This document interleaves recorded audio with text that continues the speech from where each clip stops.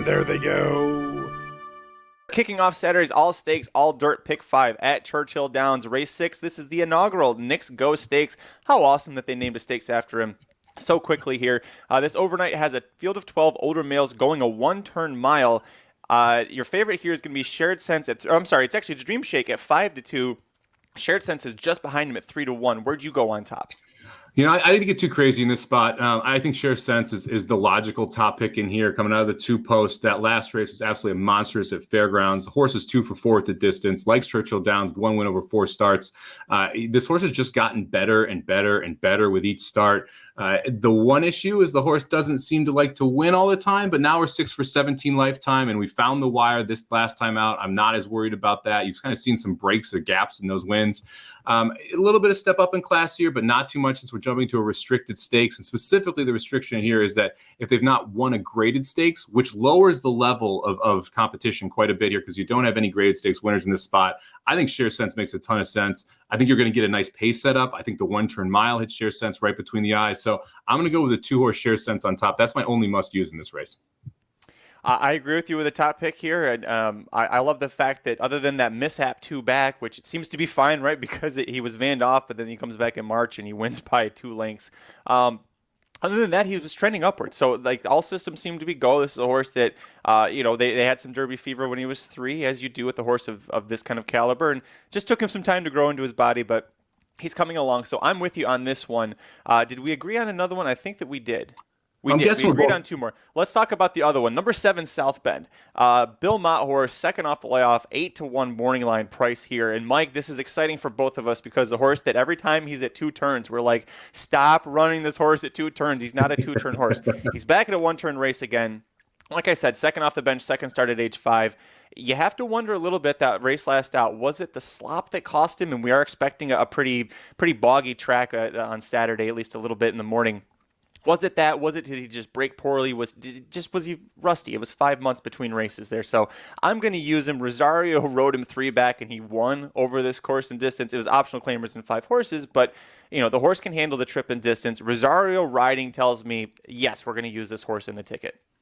Yeah, I mean, Rosario up is obviously the key. I think that Keeneland race is just one you needed. Look, it's really tough to come off a layoff as a horse that doesn't have a ton of tactical speed and watch them go 22-44 in front of you and then try and chase them down in the lane going 7 furlongs over a Keeneland track where it wasn't super easy to close over that day. So in my mind, that racetrack was a little bit against him. You kind of needed the race there. I like the fact that Rosario picks up the mount here for Mott.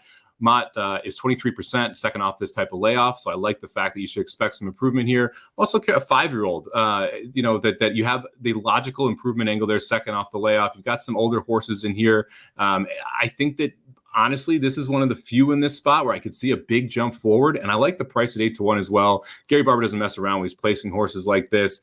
You've got the races that back that fit. I mean, it makes a lot of sense that you can see Southbound jump up here. And I do think there's enough speed to set it up for a horse that's not super quick out of the blocks. A horse that can be quick out of the blocks is the third one that you're using. That is the favorite, Dream Shake 5-2. I'm taking a stand against him, but I'll hold off on that because it's not a huge reason. Mike, talk to us about Dream Shake. Yeah, this is about as far as I want Dream Shake going. This 1-turn mile.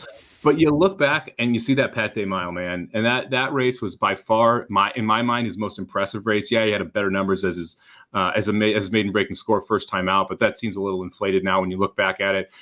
Jackie's Warrior won the Pat Day Mile last year, was absolutely phenomenal going wire to wire, and Dream Shake just couldn't run him down.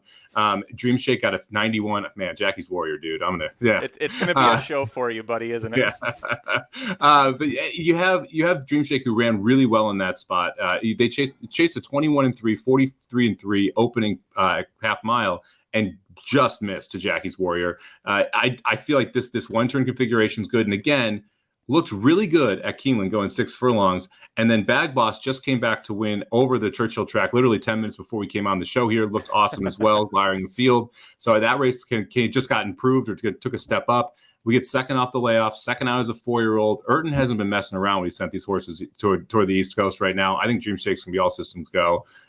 I wish we got a little better price. I don't love the 5-2, but I have opinions later that I don't want to not get out of this leg because Dream Shake wins.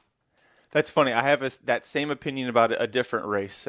So I didn't use him. The price, Shared Sense being my top pick, was part of it. I think that listen, I know actually got Pratt Daddy with a frowny face in my notes here. I promise you.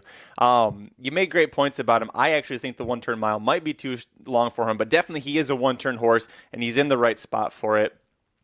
He struggled when he was going 2 turns. I had to take a stand between him or Shared Sense, and I like the Shared Sense is cutting back, whereas we're asking Dream Shake to keep stretching out, when in the past, Dream Shake stretching out to 2 turns was a bad move. Now we're going a 1 turn mile. So that Pat Day mile effort where he almost beat Jackie's Warrior had me, but I'm going to rely on that hopefully being an anomaly. But you make all great points. Pratt's riding or sending this horse with intention to win. So don't knock you for that one. The horse that I did use ended up going with for my third choice is, I actually got to scroll down a little bit.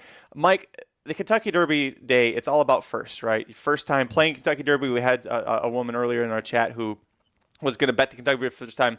For the first time in his 22-start career, I am going to play Necker Island on a ticket here. This horse loves Churchill Downs. He's 5 for 9 lifetime here, 2 for 2 at this 1 turn mile setup, including once in the slop. He has won both of his starts on wet tracks, so assuming we get a boggy track, he's going to be there. But go back and watch this horse's last 4 starts. Forget the win, because he looked good doing that. Those other 3, trip trouble up the ass, traffic issues. One of them was a sprint, so as soon as he got stopped, well, their win all shot. The other 2 races going at Oaklawn was a mile going 2 turns, but at Oaklawn, a 2-turn mile, you stop at the 16th pole.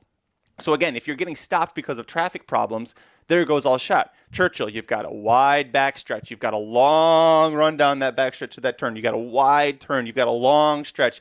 It's going to be so much easier for this horse to, when he gets into trouble, and maybe he can avoid it a little bit better. It won't cost him as much. I think the price at 6-1 is going to float up a little bit because I think, forgive the pun, I think that form is pretty muddy right now. And I think you've got horses like Shared Sense, like Dream Shake. They're going to take a lot of money. I think there's actually going to be some value here. So I'm going to use Necker Island. I don't hate it. I couldn't go deep enough here if I wanted. I couldn't go that deep to get to Necker Island if I was wanting to go as deep as I do specifically in the next race in the Pat Day Mile. I'm using 6 horses there, which kind of limited my options after that. Yeah. Injunction, the 8 horse, and Necker Island, the 11, were the 2 others that I thought were really interesting. Injunction should make the lead. If you go back to the pace numbers that the 8 horse Injunction had, 3 and 4 back, that's good enough to get to the lead in this field. Was able to wire a field going a mile at Churchill over a good track, so has that there. We're getting third out the layoff, third out as a 4-year-old. Jose Ortiz picks up the ride. I think 15-1 on Injunction's interesting. And yeah, then the 11 Necker Island, you brought up great points. The horses had trouble in 3 of the last 4 starts. The other one was a victory. My issue with Necker Island and why he didn't end up on the ticket was specifically because just kind of flat efforts, right? You're not seeing any real improvement from any race to race. So you kind of know what the ceiling is, I feel like, with Necker Island. I don't see a logical reason he's going to take a big jump forward. I do think he needs to improve to win the race. And so if I feel like I know what his ceiling is, unless other horses really regress, I think it's going to be tough for him to win. One other horse I wanted to bring up here is Frosted Grace, the 9 horse. A friend of mine owns Frosted Grace. Love this horse. The horse loves the bull ring, and so it's a reason why he showed at Delta Downs his last 2 starts. The bull ring, by that I mean it's a much smaller track and it's a lot tighter turns. It's the opposite of what he's going to see at Churchill Downs, and I think that this really just came up as too tough of a spot for him. Do you think of this being an ungraded stakes race, on the Derby Day undercard, hey, maybe that's a good spot. I think this is just too tough for him. I love the horse. I love the owner, obviously. Just not for me. What about you, Mike? I'm afraid that a horse that wants to be more forwardly placed is going to face a lot faster fractions than Frosted Grace has seen in the past. If you look at those last 2 at Delta, talking 47.1 and 48.2 opening miles. We're going to go 46 and change here, maybe 45 or high 45. So it's going to be a much quicker pace up front. The question is, can Frosted Grace stay as close to that pace and then still have that kick turning for home? I kind of lean toward no. But again, that 15-1 price, I wouldn't talk you off a 15-1 shot, especially if I think it's going to float up. Probably getting 20 to 25-1 on race day. So if you like Frosted Grace, I get why you'd want to play it, but that one's just not for me. This has been a presentation of RacingDudes.com, your destination for all things horse racing and sports betting. Whether you want free winners, expert insider picks, up-to-the-minute trackside weather reports, or podcasts and videos for bettors of all skill levels. Never make another wager without visiting the Racing Dudes. First,